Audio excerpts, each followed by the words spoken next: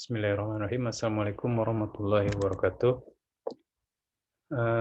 Alhamdulillah dalam kesempatan ini kita bisa melanjutkan ya, mata kuliah manajemen keperawatan.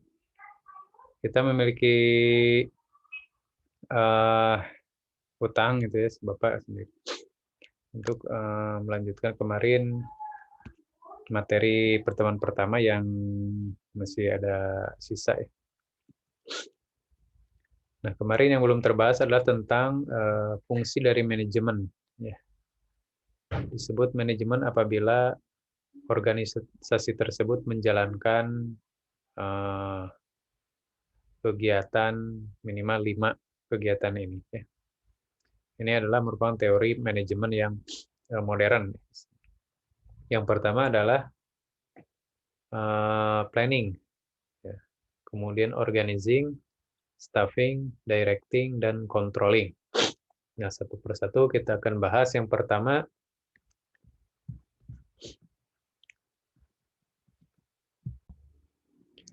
pertama adalah planning, ya, yaitu menentukan tujuan dan sasaran, mengembangkan kebijakan dan prosedur, menentukan alokasi sumber daya, dan mengembangkan metode evaluasi. Ya, di sini suatu organisasi itu membutuhkan perencanaan, ya, di mana biasanya perencanaan ini dimulai dari penentuan visi, misi, ya, tujuan, sasaran, semacam itu, agar arah organisasi ini jelas, gitu ya, jelas mau menuju ke mana, gitu, mau mendapatkan apa dari dibentuknya organisasi tersebut. Kemudian organizing itu adalah mengidentifikasi struktur manajemen untuk menyelesaikan pekerjaan, menentukan proses komunikasi, dan mengkoordinasikan orang, waktu, dan pekerjaan. Artinya di sini kita memerlukan struktur organisasi lah gitu ya, di mana tiap orang memiliki peran dan fungsinya atau job desk-nya masing-masing, sehingga di sini arah dari birokrasi itu akan jelas gitu, di mana ketika kita bertindak itu pertanggungjawabannya ke mana atau ke siapa gitu ya. Kemudian apa yang tugas kewajiban kita lakukan. Nah, ini akan dengan fungsi organizing ini akan terarah gitu ya, seperti itu. Kemudian staffing, yaitu merekrut staf sesuai kualifikasi, ya, pelatihan, penjadwalan, dan pengembangan staf yang berkelanjutan. Artinya di sini setiap anggota organisasi di diharuskan memiliki kualifikasi yang dibutuhkan untuk mencapai tujuan organisasi. Kalau misalkan di suatu ruang perawatan gitu ya, ICU, misalnya, tentunya selain bahwa dia minimal misalkan kuliah D3 keperawatan, tapi dia juga harus minimal misalkan telah mendapatkan pelatihan eh, kegawat daruratan, ya, kemudian keperawatan kritis gitu. Jadi ada nilai atau kualifikasi tambahan gitu ya, selain dari pendidikan formal. Dan ini bukan hanya untuk sebagai daftar prasyarat diterima kerja gitu, akan tetapi pengetahuan, kemampuan atau kompetensi perawat di ruang tersebut harus terus dikembangkan gitu ya, dan berkelanjutan karena perkembangan teknologi, perkembangan keilmuan di bidang kesehatan, di bidang keperawatan itu akan terus berjalan gitu ya, sehingga para perawat itu dituntut untuk lebih eh, apa namanya eh, baik keilmuannya gitu ya. Jadi menyesuaikan dengan perkembangan saat ini gitu keilmuan. Jadi tidak ketinggalan zaman. Dan juga biasanya kalau sudah suatu ilmu, kalau sudah menjadi kebiasaan, ya, misalkan pekerjaan sudah menjadi kebiasaan, itu akan sulit dirubah, gitu ya. Makanya di sini perlu adanya pengembangan dan yang berkesinambungan, seperti itu ya. Sehingga para perawat bisa semakin baik dalam menjalankan asuhan keperawatannya. Kemudian directing ya. Directing ini adalah mendorong karyawan untuk mencapai tujuan dan sasaran dan melibatkan komunikasi dan pendelegasian, memotivasi dan mengelola konflik. Yang di sini si manajer harus bisa mendorong karyawannya ya, agar dia fokus pada pencapaian tujuan. Nah, hal ini tentunya akan membutuhkan upaya-upaya komunikasi yang baik, kemudian pendelegasian yang jelas gitu ya. Kemudian juga dari ini petugas manajer ya yang memotivasi mereka gitu ya. Karena yang namanya pekerjaan itu atau bekerja itu pasti ada rasa jenuh ya, ada rasa bosan karena rutinitas yang mungkin ya monoton mungkin ya. Perlu adanya refresh, motivasi ya. Ya kalau misalkan di suatu ruangan kadang-kadang diberi bonus gitu ya, ya itu memotivasi juga. Kemudian manajernya apa namanya friendly gitu ya, dekat dengan anggota tim seperti itu. Kemudian humoris ya, kadang mungkin piknik bersama. Nah itu adalah salah satu strategi ya, strategi-strategi yang dijalankan pihak manajemen untuk bisa apa namanya mendorong, memotivasi anggota timnya untuk fokus ya, tetap fokus pada tujuan gitu ya. Nah, kemudian controlling, menganalisis hasil untuk mengevaluasi pencapaian tujuan dan termasuk mengevaluasi kinerja ke karyawan. Kemudian menganalisis kegiatan, keuangan dan memantau juga kualitas perawatan.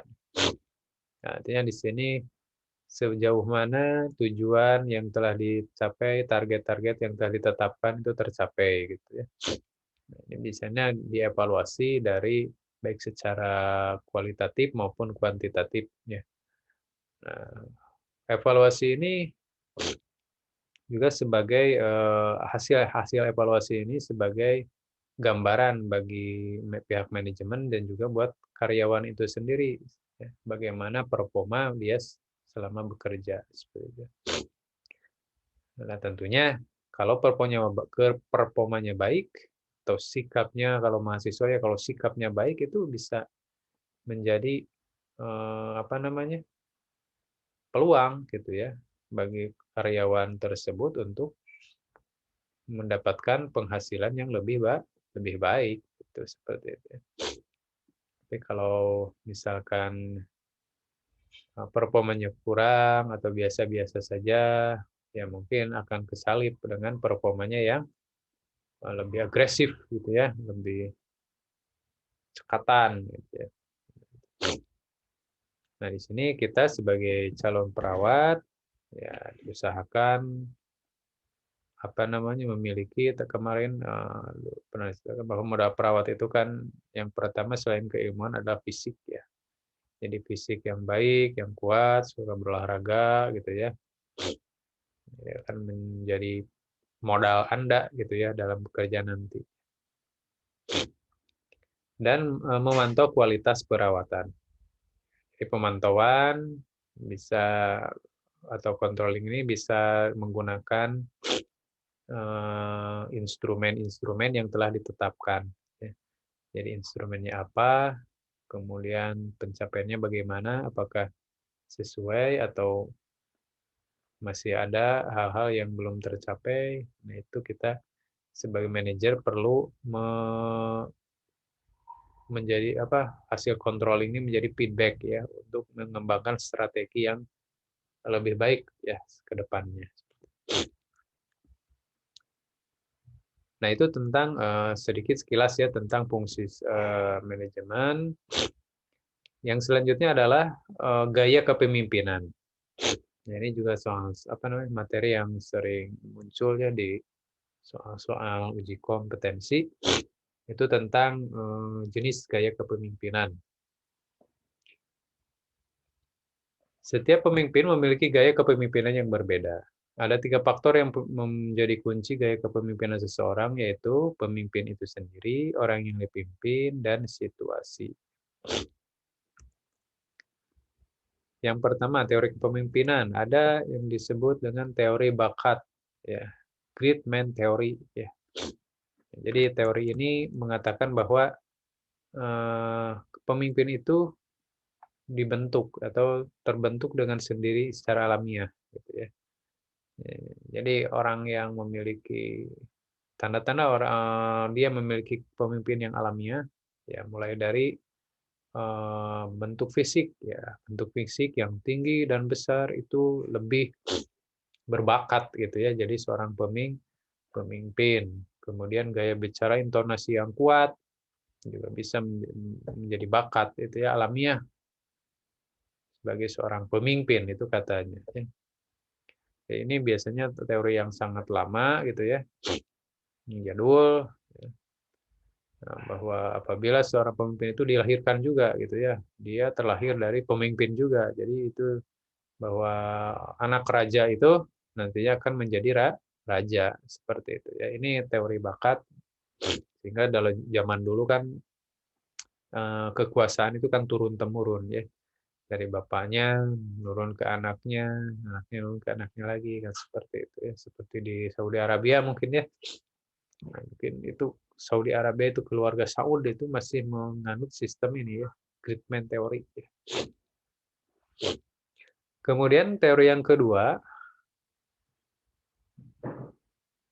adalah teori perilaku menurut Kurt Lewin tahun 1960. Yang pertama ada disebut kepemimpinan otokratik ya. Nah, otokratik ini adalah kepemimpinan yang sifatnya kontrol maksimal terhadap staf, membuat keputusan sendiri dalam menentukan tujuan kelompok. Ya, otokrasi ya, jadi otoriter disebutnya ya. Jadi sifat kepemimpinannya otoriter ya. Jadi seorang pemimpin yang absolut gitu ya, yang dia memiliki kontrol penuh terhadap bawahannya dan juga keputusan kelompok gitu ya. Ini sifatnya otoriter. Ya, pemimpinan otoriter bukan berarti selalu negatif gitu ya. Bukan berarti selalu akan menjadi kehancuran gitu. Kepemimpinan otoriter juga bisa menjadi solusi ya, di mana misalkan ya memiliki anggota yang lemah gitu di dalam berinovasi, memiliki anggota yang mungkin kurang bisa memiliki ide gitu ya, berimprovisasi seperti itu. Nah, itu yang otoriter perlu dilakukan ya, karena kalau dengan teori demokratik ya organisasi biasanya kalau diisi orang-orang yang tidak memiliki ide, tidak memiliki kreativitas ya akan tidak tahu arahnya kemana gitu ya. Nah, kalau organisasi diisi orang-orang yang ya secara spek gitu ya, secara kualifikasinya kurang, biasanya eee, kepemimpinan ini lebih cocok gitu ya, seperti itu. Kemudian demokratik, yaitu demokratik itu pemimpin mengikut sertakan bawahan dalam proses pengambilan keputusan. Nah, ini mungkin lebih ke arah kekinian gitu ya, di mana pemimpin mengakomodir gitu ya, masukan, input dari bawahannya, kemudian memikirkannya bersama, akan tetapi tetap yang namanya keputusan itu ada di pemimpin, ya. Jadi bukan berarti bahwa hasil keputusan itu adalah hasil keputusan bersama, tetap keputusan itu adalah hasil keputusan pemimpin, gitu ya. Itu disebut demokratik. Kemudian laissez-faire. Mah baca nantinya rada ya, laissez-faire ya. Gitulah pokoknya nulisnya gitu ya. Yaitu pemimpin memberikan kebebasan bertindak, menyerahkan perannya sebagai pemimpin kepada bawahannya tanpa diberikan petunjuk atau bimbingan serta pengawasan. Ya. Ini disebut kepemimpinan yang membebaskan gitu ya. Jadi sok we kumaha maraneh lah gitu ya. Nah, ini diberikan cocok apakah ini suatu pengabaian gitu ya kalau seorang pemimpin terhadap bawahannya tentu tidak gitu ya. So di sini yang lebih dominan adalah bawahan gitu ya. Di mana seorang pemimpin mungkin dia sebagai penanggung jawab saja gitu ya. Sedangkan bawahannya lah yang memiliki ide, memiliki kreativitas gitu ya, menjalankan apa namanya, mencapai tujuan organisasi ya. Nah, di sini biasanya kalau laissez-faire itu diisi oleh orang-orang atau bawahan-bawahan, ya, anggota kelompok, anggota organisasi yang memang sudah terlatih, sudah mandiri gitu ya, istilahnya sudah kompeten, sangat kompeten gitu di suatu bidang, dan dia juga mengerti tujuan organisasi itu mau kemana. Nah ini cocok gitu ya. Jadi ini kepemimpinan ini kepemimpinan yang juga sangat modern zaman sekarang gitu ya. Contohnya di apa namanya, di Google gitu ya, di Google. Google itu kan mempekerjakan orang-orang eee, yang pertama ya orang yang kompeten gitu, yang palalinter gitu ya, yang berbakat meskipun dia masih anak kecil gitu ya. Anak kecil ada kan orang dari India itu karyawan Google itu ya, ahli programming dari India itu baru belasan tahun. Nah, Nah, Google ya memberikan kebebasan bagi dia gitu ya, untuk misalkan nggak tahu lah membuat program atau gimana gitu ya. Nah, seperti itu contohnya. Itu ini merupakan apa, metode kepemimpinan, masa depan gitu ya, di mana anak buah atau anggota kelompok itu ber berapa namanya, berkreasi sesuai passion dia gitu ya. Tapi di kita kayaknya masih banyak yang belum lah gitu ya, belum. Jadi apalagi di negara kita ya pemimpin adalah segalanya gitu ya. Kemudian yang ketiga adalah teori situasional, di mana pemimpin berubah dari satu gaya ke gaya lainnya sesuai dengan perubahan situasi. Ya. Nah di sini memang jangan jarang pemimpin yang memiliki kemampuan seperti ini, gitu ya. Dia bisa otoriter, bisa demokratik, atau bisa fair, gitu ya. Akan tetapi ada mungkin ya, apabila dia sudah memang pemimpinnya pemimpin yang sudah terlatih, gitu, tahu cara bagaimana beradaptasi dengan situasi tertentu seperti itu ya.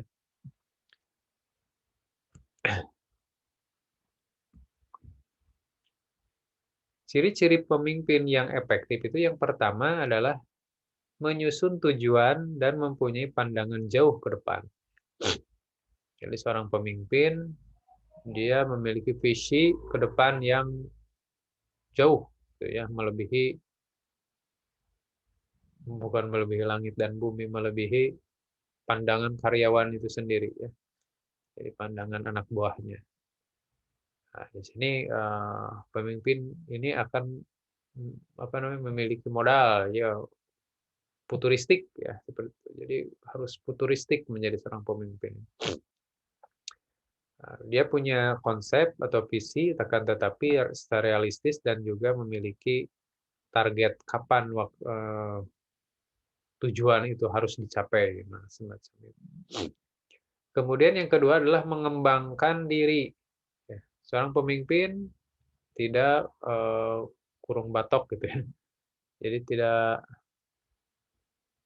mmm, tidak mau berubah gitu ya, dia harus berubah sesuai dengan perkembangan, sesuai dengan masukan gitu ya, sesuai dengan kondisi, ya. Kalau perkembangan zaman saat ini misalkan, ini, saatnya zaman Covid, ya seorang pemimpin itu harus bagaimana gitu ya. Ya apakah dengan apa namanya, misalkan sistem belajar gitu ya, apakah tetap memaksakan sistem yang seperti biasa, ya, atau online seperti ini, harus bisa cepat memutuskan gitu ya. Ya kalau pemimpinnya kurang bisa tahu tentang bagaimana ganasnya COVID semacam itu atau penyebarannya secepat apakah, ya nantinya akan bisa terlambat gitu ya. Dan akhirnya ya mungkinlah seperti Indonesia ini kan terlambat sebenarnya. Jadi terlambat galanya ya. Jadi terlambat dalam mengambil keputusan tadinya gitu ya. Di saat eh, COVID sudah menyebar ke beberapa negara tetangga, ya Indonesia masih kalem adem ayem saja gitu ya. Nah ini salah satunya ya. Jadi harus eh, alert, concern dengan perubahan. Ya. Kemudian juga dari keilmuan harus bisa berubah, ya. Bisa mengembangkan diri gitu ya. Ya, akhirnya misalkan dina pendidikan presiden, akhirnya presiden Indonesia kan baru S1 ya. Nah, tuh jadi sugan ya S2, S3 gitu ya, harus bisa mengembangkan diri ulah ya we sarjana kehutanan gitu ya. Ya sarjana kehutanan teu berubah-ubah gitu ya, S2 kehutanan akhirnya jadi profesor hutan nantinya gitu. Jadi ahli hutan gitu ya. Jadi akhirnya eh, penduduk hutan. Kemudian berpikir kritis. Makanya di sini berpikir kritis itu bukan berpikir yang di saat kondisi kritis ya. Jadi critical itu poin-poin yang sangat penting, yang krusial, kunci ya. Jadi dia tahu selain cepat juga tepat gitu. Itu berpikir kritis. Ya. Jadi dia memiliki juga step-step ya atau apa namanya alur-alur berpikir yang sistematis. Ya, kalau misalkan kalau di asuhan keperawatan berpikir kritis itu kan asuhan keperawatan ya, mulai dari pengkajian sampai evaluasi itu berpikir kritis. Ada metodenya, ada step-stepnya, tidak bisa kita langsung ada pasien kenapa nyeri langsungnya diinjeksi, langsungnya di gimana. Beda, tapi harus dikaji dulu, tegakkan dulu diagnosanya ya, dikaji grade-nya, nyerinya gimana, nanti apa diagnosisnya apa, intervensinya apa, disesuaikan targetnya segimana ya. Ya, jadi jangan sampai apa namanya terlalu refleks gitu ya berpikir itu ya. Ketika ada apa namanya, ketika ada pasien tadi merasakan nyeri, wah langsung nyeri perut, wah langsung curiga naon, ya, curiga appendix, curiga apa namanya memutuskan untuk gimana. Tapi harus dipikirkan dulu ya, harus dianalisis dulu dengan data-data yang lain. Kemudian menyelesaikan masalah. Ini juga jelas gambaran pemimpin yang efektif ya. Jadi dia mampu menyelesaikan masalah. Ya. Artinya dia juga bisa mengakhiri masalah gitu ya. Misalkan terjadi masalah konflik antar sesama anggota organisasi, ya maka dia harus menjadi penyelesai gitu ya, penyelesai masalah gitu ya. Pengetok palu gitu, sudah beres ya. Jadi seorang pemimpin itu bukan jadi biang masalah gitu ya. Ya, biang tapi dia sebagai penyelesai masalah ya. Kalau saat ini kan banyak sekali ya pemimpin itu menjadi sumber masalah gitu. Jadi lah lamun si eta mah beres begitu ya. Kalau tidak ada kebijakan dia beres. Nah, itu ada saja gitu ya kalau dalam organisasi ya kemarahan anggota terhadap pemimpinnya gitu. Nah, sebagai pemimpin kita harus tahu itu ya bahwa apa sih yang tidak disukai dari keputusan kita, dari kita oleh oleh anggota kita itu apa gitu. Kita itu harus gimana. Itu harus sampai sedekat itu ya kalau suatu anggota organisasi dengan pemimpinnya. Kalau mungkin kebanyakan sih sebenarnya salah paham ya. Dalam organisasi itu apa namanya, antara bawahan dengan atasan itu sering salah paham gitu ya. Akibat apa? Akibat komunikasi yang tidak tidak berjalan gitu ya.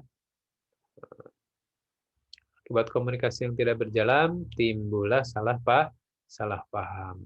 Gitu ya. Misalkan suatu pemimpin mengambil kebijakan ini, ya, ditanggapi oleh anggota mungkin, wah ini mah akan menyengsarakan anggota tuh mungkin.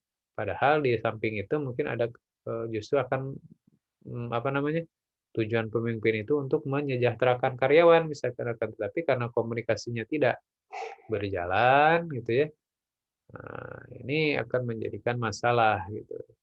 Ya, justru di sini pemimpin harus bisa menjadi solusi ya bagi masalah-masalah yang ada di internal organisasinya. Kemudian menghormati individu, ya saling menghormati, ini sama manusia ya, apalagi tidak tidak banyak ya, atau tidak sedikit gitu maksudnya. Tidak sedikit pemimpin yang memiliki atau berusia muda daripada anggotanya gitu ya. Nah, ya kalau kebetulan itu terjadi, ya bagaimana bahwa seorang pemimpin itu tetap menghormati anggotanya yang sudah berusia lebih tua itu sebagai apa namanya, ya individu yang memiliki kehormatan ya, kehormatan sudah pada dewasa gitu ya.